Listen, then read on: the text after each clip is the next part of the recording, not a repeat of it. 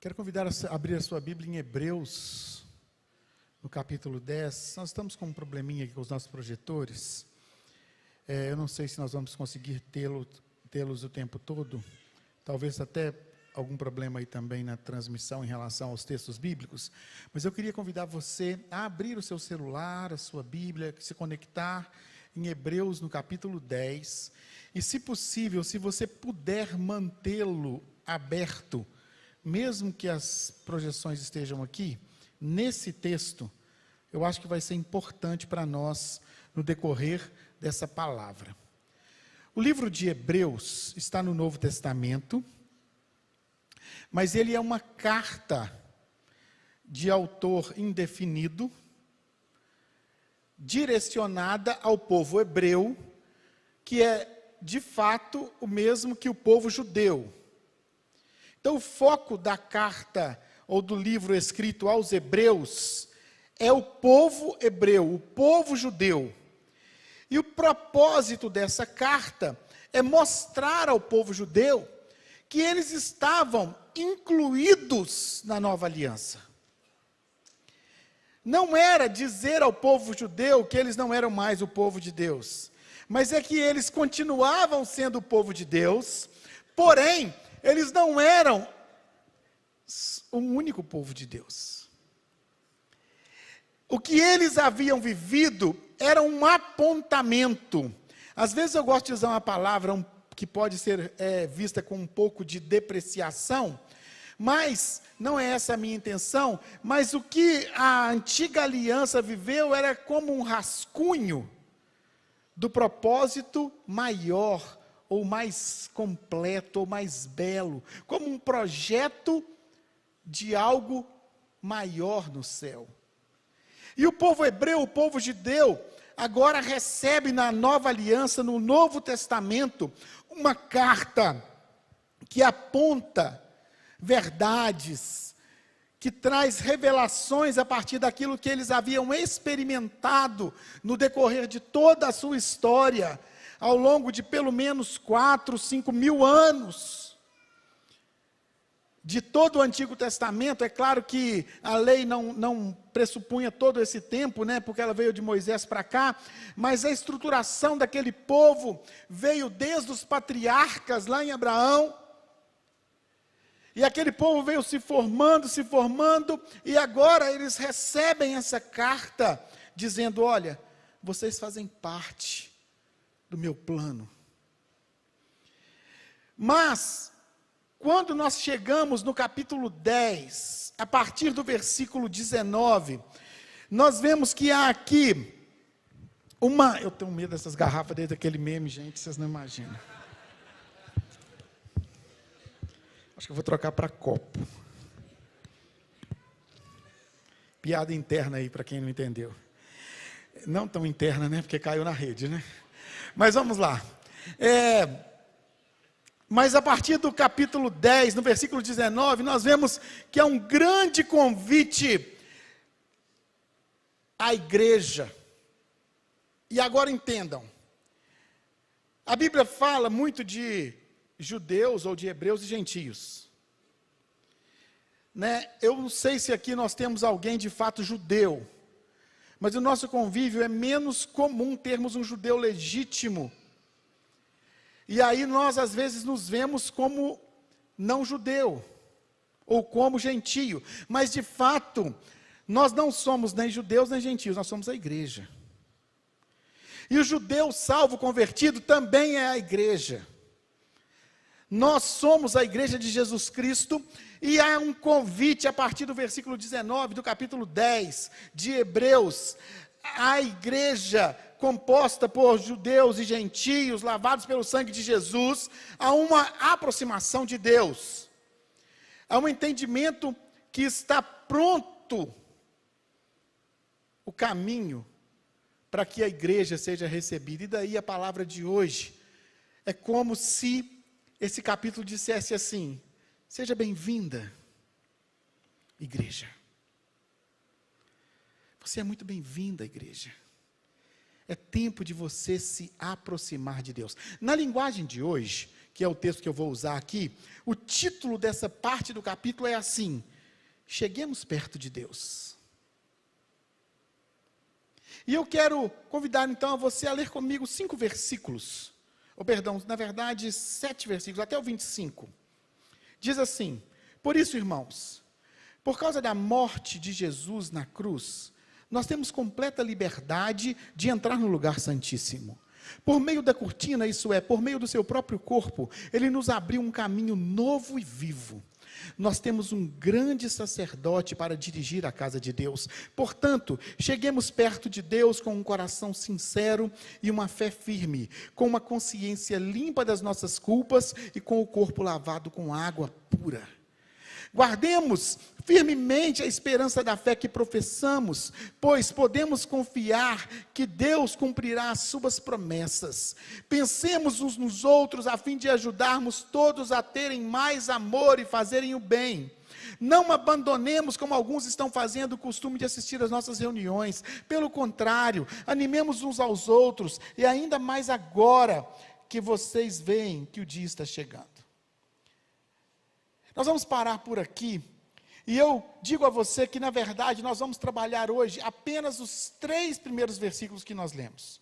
O 19, o 20 e o 21. Do 22 ao 25, eu reservo para o próximo domingo, quando continuaremos essa meditação a respeito desse texto. Seja bem-vinda, igreja.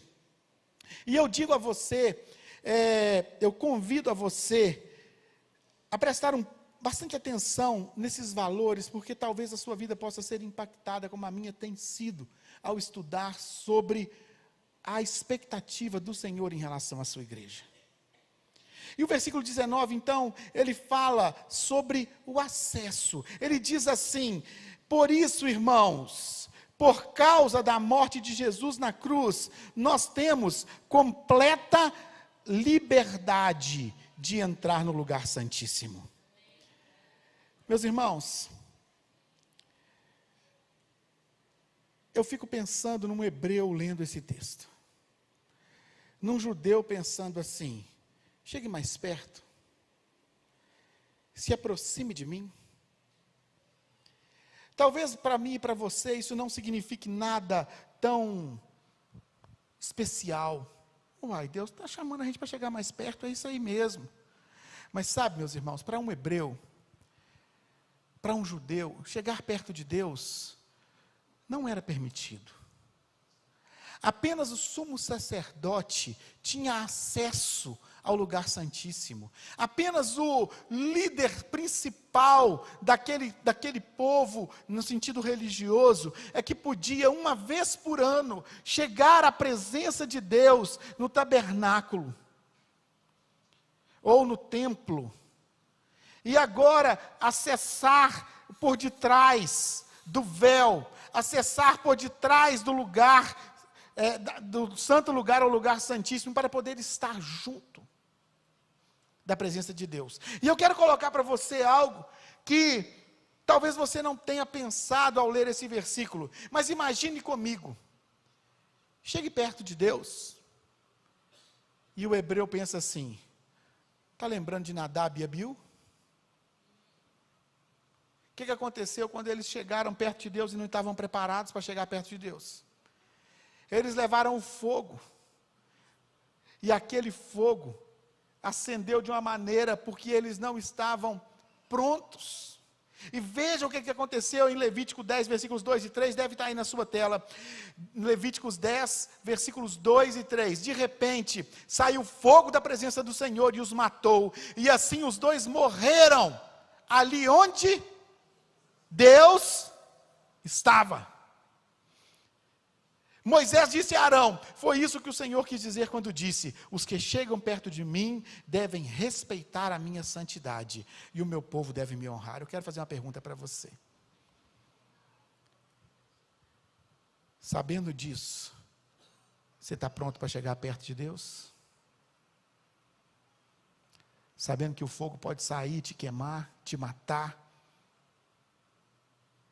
Talvez eles pensassem em Uzá.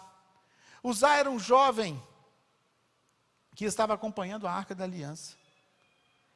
E de repente, os bois que transportavam o carro naquela arca passaram por um quebra-mola. Alguém aqui já pulou o quebra-mola?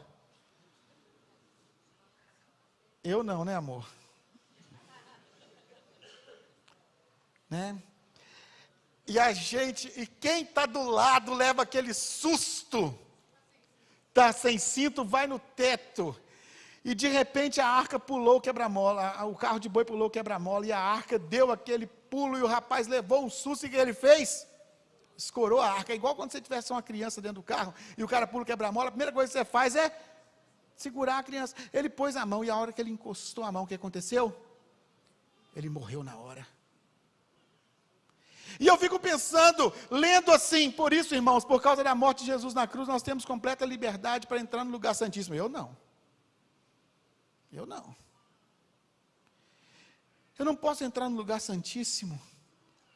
Sabe, aquela carta estava mostrando para aquele povo que o Senhor era acessível a eles, que o Senhor não iria mais consumi-los por causa do que eles eram, porque Jesus havia feito na cruz algo que abriu um acesso, que mudou a realidade, por causa do sacrifício, o texto diz. Quando você vê lá o que estava acontecendo ali, Deus estava convidando o seu povo para se aproximar, para um relacionamento pessoal e sem intermediários. Mas sabe o que está acontecendo, irmãos? 2000 anos depois, nós estamos aqui, crentes, ainda sem entender que nós temos o direito de nos aproximar de Deus, que nós não precisamos de intermediários, que você não precisa de pedir o pastor para orar por você. Irmãos, uma vez eu falei uma coisa mais ou menos assim aqui, e uma pessoa saiu daqui dizendo assim: esse pastor não presta nem para pedir, nem para orar pela gente, reclamando da gente pedir para orar.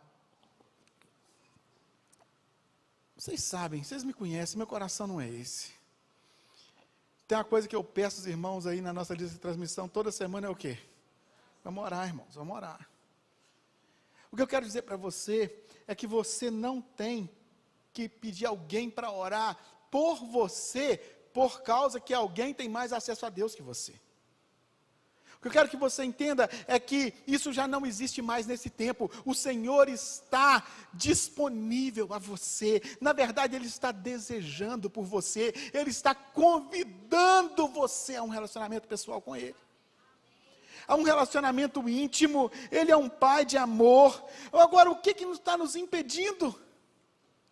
Dentro de nós está plantado esse mesmo princípio da antiga lei, esse princípio antigo, que mostra algo que nos impede de entender que Deus nos quer, que Deus deseja um relacionamento conosco. Só não se aproxima de Deus, meu irmão, quem não tem a noção de quem Deus é. Foi plantado dentro de nós um medo. Às vezes chamamos de temor, e eu gosto de definir temor assim: temor é saber quem Ele é e quem eu sou. Ele é o meu Pai de amor, e eu sou um filho amado. Talvez Deus tenha sido apresentado para você como alguém que está vigiando você 24 horas para te castigar. Não, não. Esse não é o Senhor da palavra. O Senhor te ama e Ele te disciplina também porque Ele te ama. Ele me disciplina porque Ele me ama. Ele me protege como um pai que ama um filho. E às vezes precisa discipliná-lo. Pais dizem não, pais dizem sim. Pais dizem não é agora, é num outro tempo. E eu estou chamando você a entender isso, porque o texto continua no capítulo 20 dizendo assim, perdão, no capítulo 10, no versículo 20, dizendo assim: por meio da cortina, isso é, por meio do seu próprio corpo, Ele nos abriu um caminho novo e vivo. E agora nós precisamos entender, com a cabeça do judeu, quando um texto fala assim, por meio da cortina,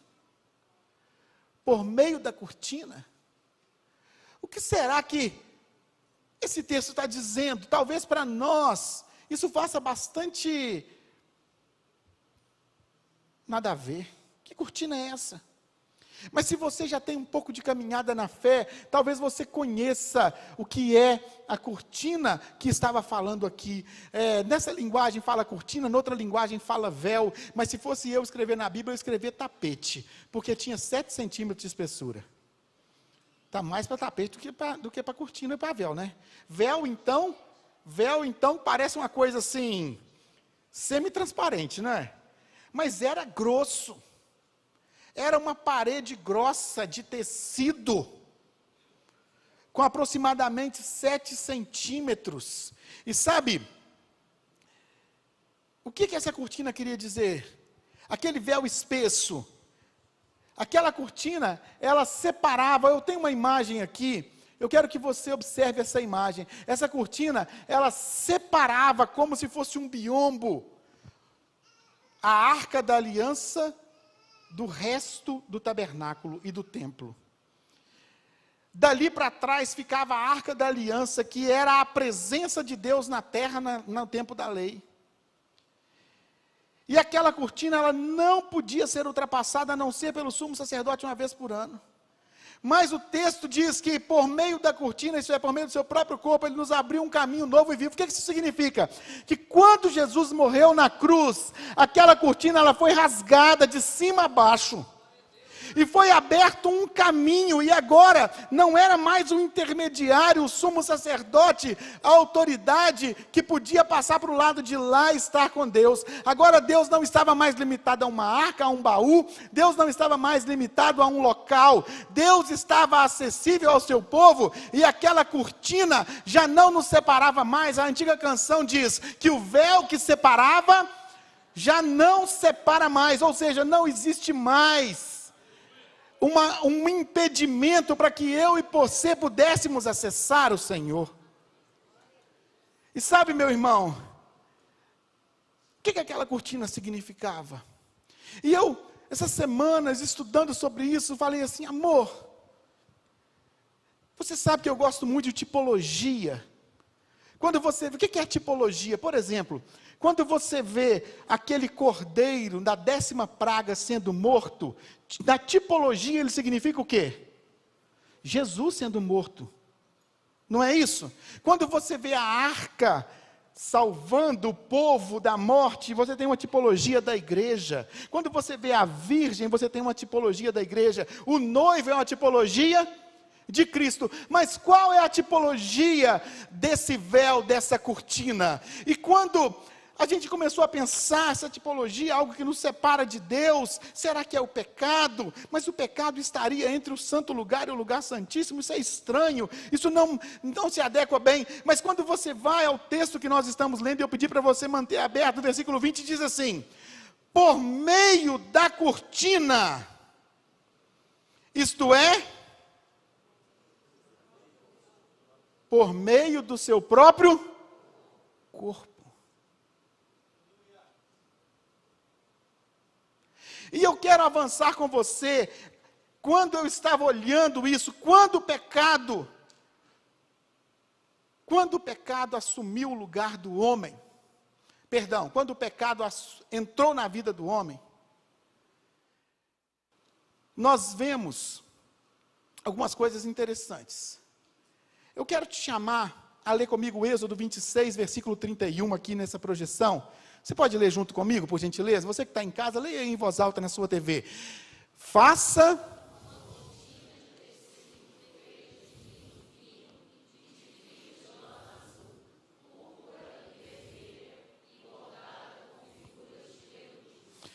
o que é que tinha nessa cortina? Figura de querubins. Lendo isso, eu observava o que está escrito ali em Gênesis 3:24, Deus expulsou o homem e no lado leste do jardim pôs os querubins e uma espada de fogo que dava volta em todas as direções. Deus fez isso para que ninguém chegasse perto da árvore da vida. O que impedia o homem de acessar Deus no jardim depois do pecado? Os querubins. O que impedia o homem de acessar Deus no templo e no tabernáculo? A cortina bordada com os querubins. Os querubins, aqui, tipologicamente, eles separam esse parênteses na história. Deus criou o homem para um relacionamento com Ele. O pecado impediu esse relacionamento. Parênteses, querubins. O homem vem afastado de Deus durante toda a história da lei. Jesus morre na cruz. E o véu com os querubins no templo se rasga. Fecha parênteses com os querubins. E nós agora temos acesso de novo ao Senhor.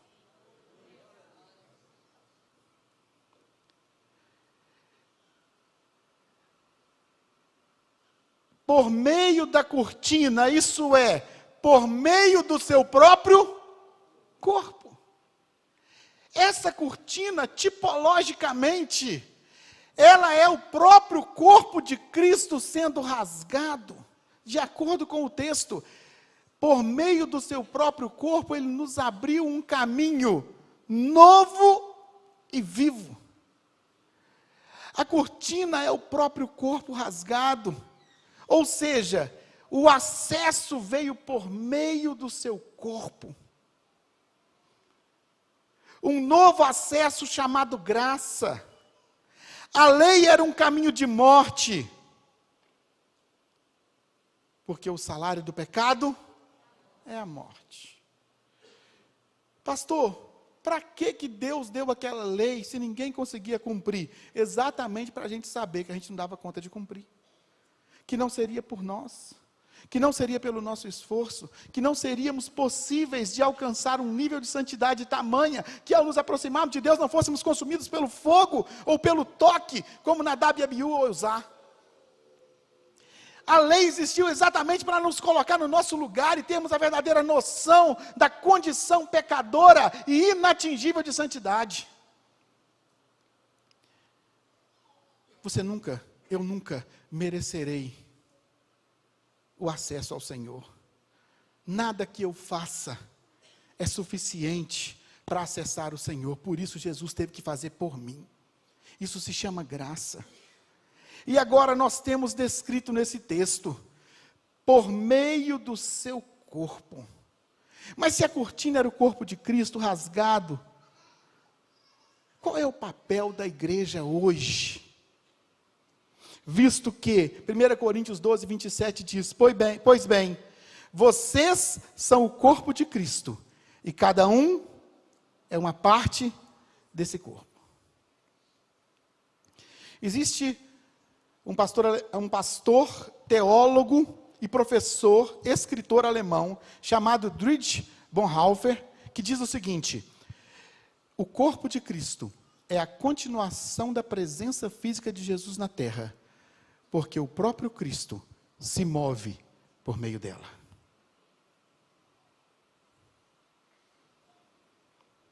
Porque o próprio Cristo se move por meio dela. A igreja não pode salvar você. A igreja não pode morrer por você. Porque cada um de nós, inclusive os grandes homens de fé do Antigo Testamento, como Moisés, Abraão, Davi, etc., ou do Novo Testamento, como o apóstolo Paulo, cada um que morreu pelo seu próprio pecado. Mas Jesus morreu sem nunca ter pecado. E eu quero que você entenda que não é papel da igreja morrer para salvar você, mas é papel da igreja mostrar o caminho com o testemunho e a atitude. Por isso diz que o corpo de Cristo abriu um novo e vivo caminho. Esse novo caminho é a graça sobre a ordem, sobre a direção do próprio Senhor Jesus, que é o cabeça desse corpo. Veja o que está em Efésios 4, a partir do 15, diz assim, 4 e 15, há um só corpo e um só Espírito, uma só esperança para a qual Deus chamou vocês. Agora lá no 15b, cresçamos em tudo até alcançarmos a altura espiritual de Cristo, que é o cabeça. 16, É Ele quem faz com que o corpo todo fique bem ajustado e todas as partes fiquem ligadas entre si por meio da união de todas elas. E assim, cada parte funciona bem e o corpo todo cresce e se desenvolve por meio do amor. Eu vou desenvolver isso um pouco mais na palavra semana que vem, mas eu quero que você entenda. O corpo não é você. O corpo é a conexão das partes. Você não é o corpo de Cristo. A igreja de Jesus, com as suas partes conectadas, apresentam a pessoa de Cristo na terra, quando Cristo é a sua cabeça. Eu quero que você entenda que esse texto nos chama a atenção para o papel tão importante dessa conexão do homem perdido com o Senhor que salva, através da sua igreja. Cristo está se movendo neste mundo através da sua igreja. E a pergunta que eu preciso fazer a você: as pessoas estão enxergando Cristo através de você e da sua igreja? As pessoas, quando olham a sua casa, a sua família, as partes que se completam como igreja, quando as pessoas olham a sua célula, quando as pessoas olham o culto da sua igreja, a reunião das pessoas, o relacionamento que vocês têm uns com os outros, é interessante que no Evangelho de João nós vemos a palavra dizendo para nós que as pessoas, eles eram conhecidos pelo amor, como cristãos, pelo amor que eles tinham uns pelos outros. Não é pelo amor que eles tinham a Deus, não. É pelo amor que eles tinham uns pelos outros. Ou seja, a igreja manifesta nos seus relacionamentos quem Cristo é na vida, o corpo de Cristo é nesse mundo. E eu quero que você veja essa importância, porque Jesus, como grande sacerdote, se apresenta nesse texto assim: nós temos um grande sacerdote, versículo 21, já estamos no 21. Nós temos um grande sacerdote para dirigir a casa de Deus. Sabe, meus irmãos, como eu disse para vocês, o sumo sacerdote, o que significa sumo sacerdote? Sumo significa o quê? Supremo, maior. Então a palavra grande sacerdote é sinônimo de sumo sacerdote. E o texto está dizendo que somente, o texto não, o ensino, o que eu acabei de dizer, diz que somente o sumo sacerdote podia acessar, e o texto está dizendo, nós temos esse sumo sacerdote, esse grande sacerdote, para dirigir a casa de Deus. Somente esse sacerdote podia acessar a presença de Deus lá no Santo dos Santos. E agora nós somos convidados a fazer parte desse relacionamento. Foi nos dado um caminho novo. Mas infelizmente, irmãos, a igreja insiste em andar num caminho velho. A igreja, ela tem alguma coisa com a lei. Ela tem algum chamado do inferno para ficar olhando para a lei. Para achar que ela precisa fazer algo para merecer a salvação, para achar que se ela não fizer isso ou aquilo, ela vai ser tomada a salvação, para achar isso e aquilo outro. Meus irmãos, deixa eu te explicar uma coisa. Deus te chama a uma vida de santidade e integridade, mas isso nunca levou nem vai levar você à salvação. O que você precisa entender é que a vida que o Senhor tem para você, ela só existe pela obra que Jesus já fez por você. Mas por que nós às vezes olhamos para a lei e sentimos na lei algum tipo de aplicação para nós? Parece que naquele tempo era mais duro, mais difícil, mas eu quero que você entenda, meu irmão. A lei dizia assim: não matarás. E o que a graça diz? Se você odiar no seu coração, você já matou. A lei diz: não adulterarás. E a graça diz: se você olhar com a intenção impura, você já adulterou. Portanto, meus irmãos, qual é o corte mais alto? Qual é o padrão que mais exige de nós? A graça.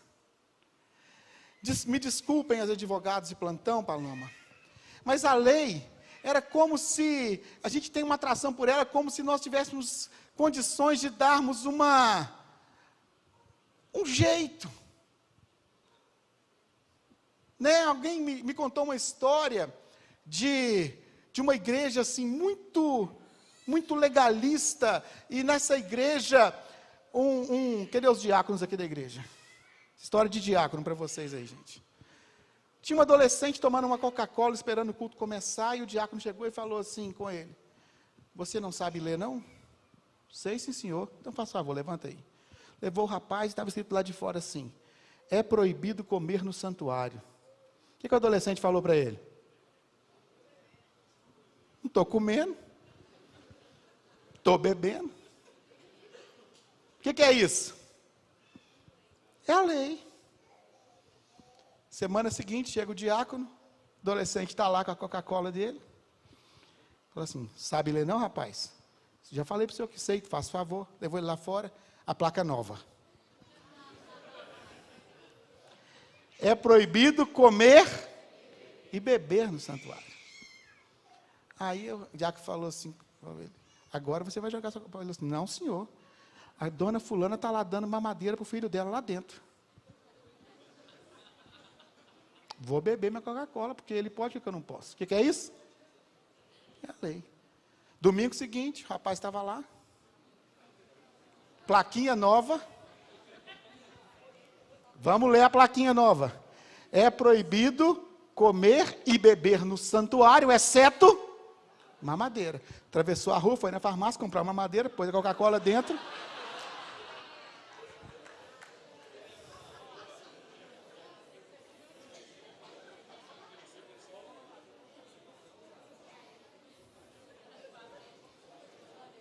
É por isso que a gente quer a lei.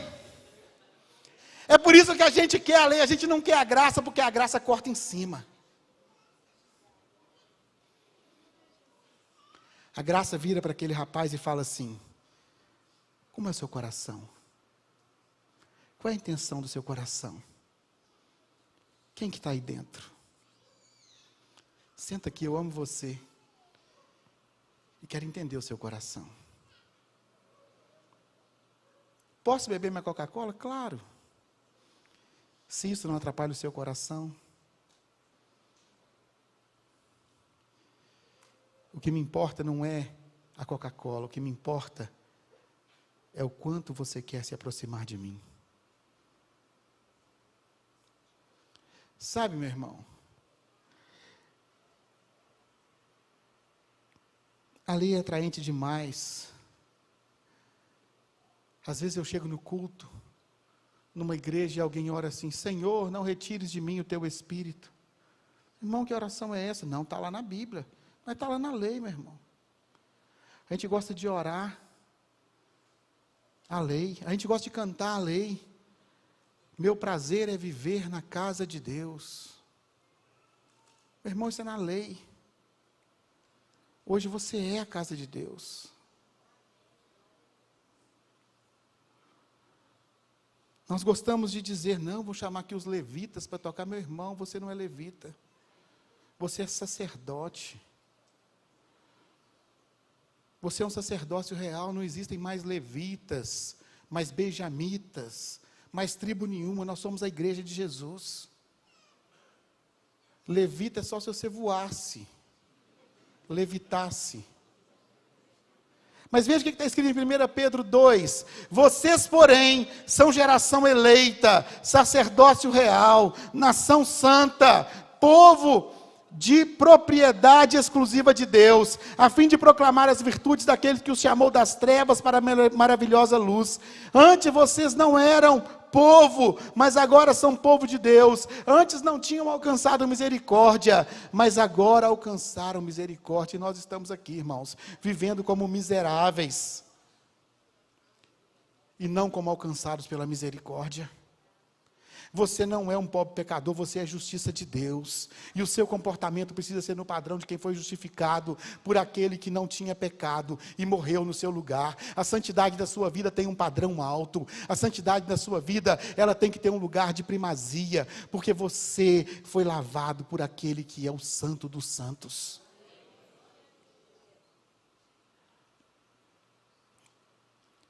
Mas quem é o sumo sacerdote? Hebreus 8, de 1 a 6 diz: a coisa mais importante de tudo que estamos dizendo tem a ver com o sacerdote que nós temos. Ele é o grande sacerdote que está sentado no céu, do lado direito do trono de Deus, o Todo-Poderoso.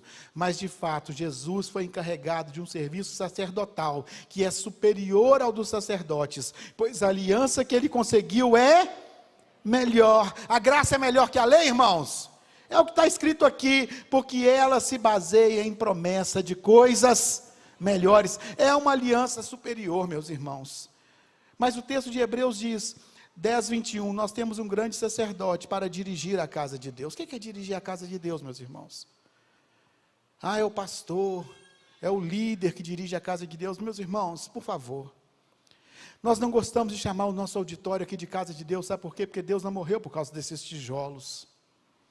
Deus não enviou o seu filho para morrer por causa desses tijolos. Jesus não morreu por causa dessas paredes. Se acontecer uma desapropriação ou um terremoto, e essa igreja, esse espaço físico não existir daqui uma semana, a igreja da família, a igreja batista em Arão Reis continuará existindo. Porque ela não é um CNPJ, nem um monte de tijolos. Elas são vidas lavadas e remidas pelo sangue de Jesus.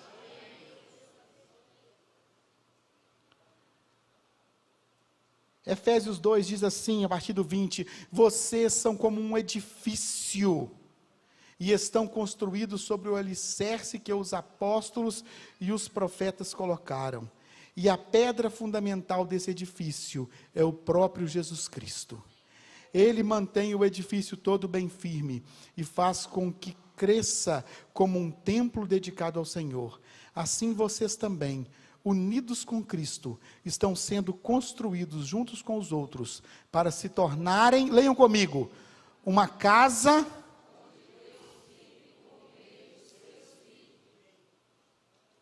Meus irmãos, o que é a casa de Deus? Não é eu sou a casa de Deus. Eu sou uma pedra viva, conectado com você, meu irmão, uma outra pedra viva, por Jesus. Construímos um edifício, que lá no véu foi chamado de um novo e vivo caminho. Nós formamos esse edifício. Nós formamos essa conexão. Ele mantém, o versículo 21 disse, ele mantém o edifício todo bem firme. Ele mantém o edifício conectado, ele é a conexão, a massa, ou a argamassa, eu não sei, mas ele é a liga que conecta essas pedras, esses tijolos. Nós precisamos enxergar, meus irmãos, e eu quero falar uma coisa aqui. Nós estamos aí retomando nossos corações em relação a esse tempo novo. Ver vocês aqui, Ramon e Érica, que alegria, que saudade. Ontem eu encontrei aqui a Cristiane e o Clúzio. Marilene ficou presa lá em Moçambique, né, Marilene? Marilene, por vinha, falou assim comigo, eu não vou marcar mais data para voltar não, porque toda vez que eu falo que eu estou chegando, eles adiam o meu voo. Quantos impedimentos nós vivemos para viver a conexão do Senhor como igreja?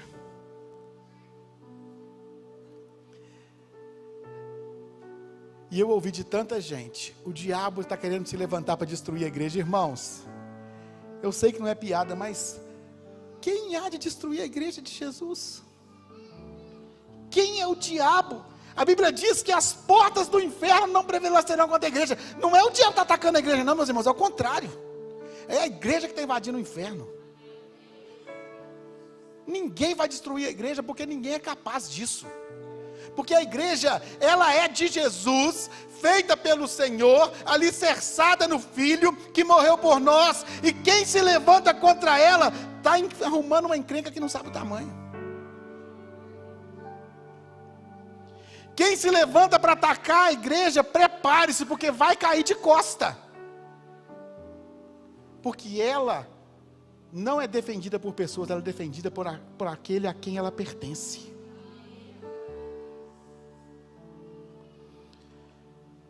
Ela não é passiva, ela não é frágil, ela é viva e ela é forte.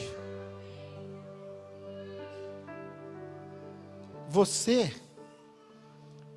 se torna legítimo como igreja quando você recebe a Jesus.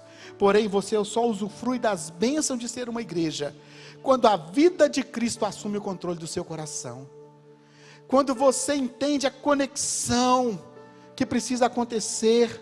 E lá em 1 Pedro 2,5 diz assim: vocês também, como pedras vivas, deixem que Deus os use na construção de um templo espiritual, onde vocês servirão como sacerdotes dedicados a Deus. Isso é para que por meio de Jesus Cristo ofereçam sacrifícios que Deus aceite. Você não vive como igreja sozinho. Eu sou igreja, eu não preciso da igreja, eu sou crente em casa. De fato, você é crente salvo na sua casa, mas você não é igreja.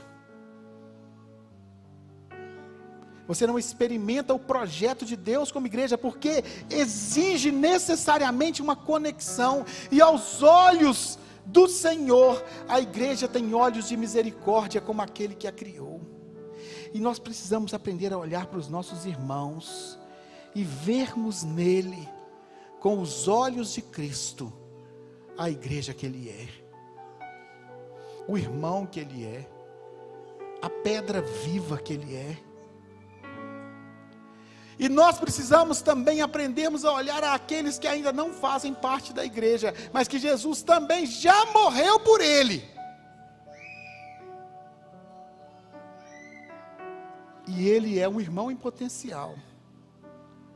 E às vezes ainda não se tornou um irmão real, por causa das nossas falhas e atitudes incorretas como irmãos dele, para que ele veja Cristo em nós.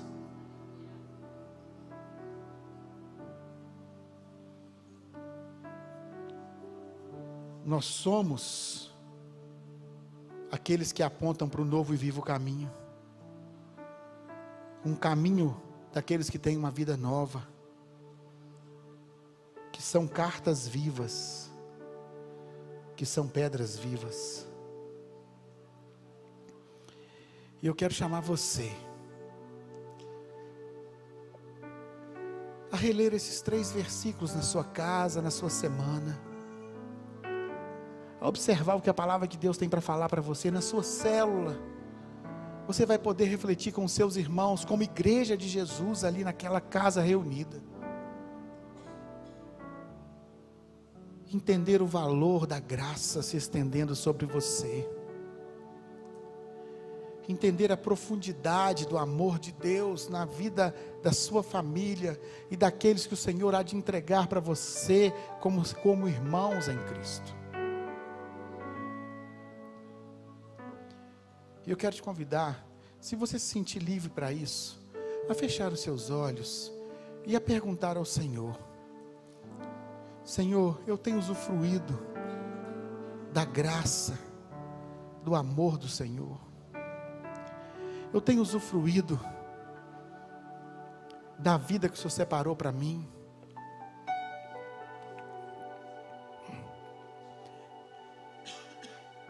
Ou eu estou com um coração apontado para a lei, aprisionado pela lei, um coração, infelizmente, destruído por mentiras a respeito do seu amor por mim, não tenho enxergado o Senhor à altura do teu amor, mas como se o Senhor fosse alguém que está me perseguindo.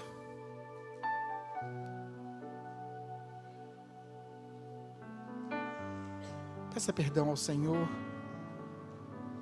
Receba a graça do Senhor ao seu coração. Entenda a importância de conectar-se à igreja, de ser batizado. Entenda a importância de receber a Jesus no seu coração como seu Salvador. E se você ainda não faz parte da família de Deus, você já tem esse direito, porque Jesus já morreu por você. E a Bíblia diz que o salário do pecado é a morte, e o pecado da sua vida está te levando para um caminho de morte. Mas o mesmo texto diz que o presente de Deus é a vida. Mas esse presente é para os que estão unidos em Cristo Jesus, ou seja, você recebeu de presente o que Jesus tem para você.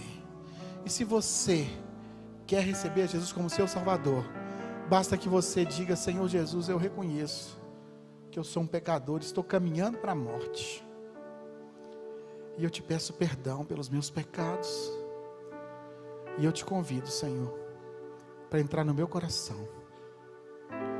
para ser o meu Salvador e assumir o senhorio da minha vida. Se você quer entregar sua vida para Jesus, ou se você está longe dele e quer voltar para Jesus, está andando longe dos caminhos do Senhor, e hoje Jesus te mostrou que você precisa se alinhar de novo nesse novo e vivo caminho. Levante a sua mão que eu vou orar por você. Você quer entregar sua vida para Jesus ou quer voltar para Jesus? É um tempo de arrependimento e confissão. Levante a sua mão, eu vou orar por você. Tem uma igreja toda orando por você. Se você quer entregar sua vida para Jesus, ou se você quer voltar para Ele, você que está aí pelo nosso canal do YouTube, escreva aí no nosso chat, nossos pastores acompanharão você. Você quer entregar sua vida para Jesus ou quer voltar para Jesus? Está desviado dos caminhos do Senhor e hoje Jesus falou para você: volta, meu filho. Você quer voltar para Ele? Levante a sua mão.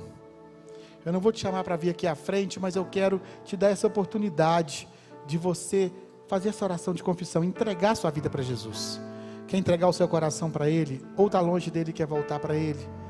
Você que está aí no nosso canal, você que está aí mesmo depois assistindo esse vídeo, num outro momento, faça contato.